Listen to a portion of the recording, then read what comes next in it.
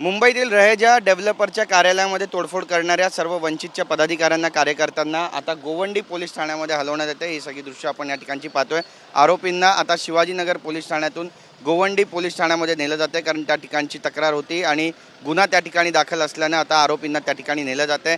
आज आरोपींना 11 वाजेनंतर सुट्टीच्या कोर्टामध्ये म्हणजेच शिंदेवाडीतील वडाळा इथल्या कोर्टामध्ये त्यांना हजर केलं जाणार आहे आणि आपण पाहतोय भोईवाडा इथल्या कोर्टामध्ये हजर केल्यानंतर नेमकं काय होणार आहे हे सुद्धा पाहणं महत्त्वाचं ठरणार आहे, कारण काल रात्री सुद्धा या ठिकाणी वंचितचे बरेचसे कार्यकर्ते पदाधिकारी आहेत ते उपस्थित होते। मोठ्या संख्येने या ठिकाणी त्यांनी जमाव केला होता, घोषणाबाजी सुद्धा झाली होती आणि आज देखील अशाच पद्धतीनं घोषणाबाजी होण्याची शक्यता जी आहे ती सुद्धा व्यक्त केली जाते। हे सगळे पदाधिकारी कार्यकर्ते वंचितचे ज्यांनी काल आपण पाहिलं की चेंबूरमध्ये असलेल्या रहेजा डेव्हलपरच्या ऑफिसमध्ये तोडफोड केली होती आणि मुंबई अध्यक्ष सागर गवई या ठिकाणी आहेत। आपण पाहतोय बघा, त्यांना या ठिकाणी आता नेलं जात आहे आणि एकंदरीतच स्नेहल जाधव जे आहेत त्या सुद्धा या ठिकाणी आहेत आणि त्यांना सुद्धा आता तिथे नेण्यात येणार आहे।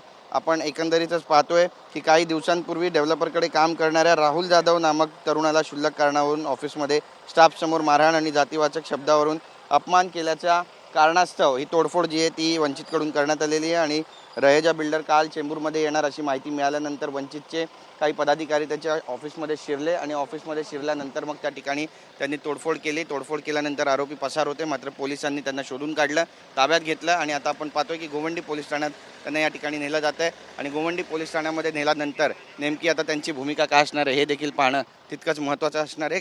हे सगळे पदाधिकारी आहेत, काय नेमकी भूमिका काय तुमची? भूमिका जोपर्यंत आम्ही त्या याला अटक होत नाही तोपर्यंत तर आपण पाहतोय की जोपर्यंत बिल्डरला अटक होत नाही तोपर्यंत आमची भूमिका ही स्पष्ट असणार आहे आणि अशाच पद्धतीनं आम्ही आमचा विरोध दर्शवत राहू अशी माहिती दिलेली आहे। एकंदरीतच या सगळ्या प्रकरणामध्ये आता पोलिसांची नेमकी भूमिका काय असणार आहे हे सुद्धा पाहणं महत्त्वाचं ठरणार आहे। कॅमेरा पर्सन आदिलचा गिरीश गायकवाड, TV9 मराठी, मुंबई।